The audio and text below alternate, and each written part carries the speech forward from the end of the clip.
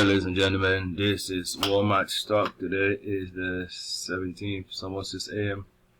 and that is Walmart. As you can see, it is at the point of support right here, and I believe this is a prime time for you to start buying Walmart.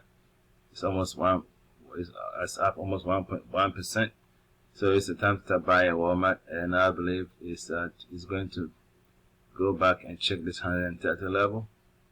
Look at the support right here, and so as long as this side holds, Walmart WMT is about to go back, turn around, and then check this 130 level probably in a couple of weeks.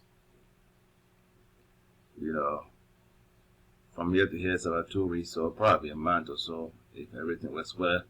Walmart is a buy. And I hope this helps. If you're buying, trading Walmart today, look on the upside.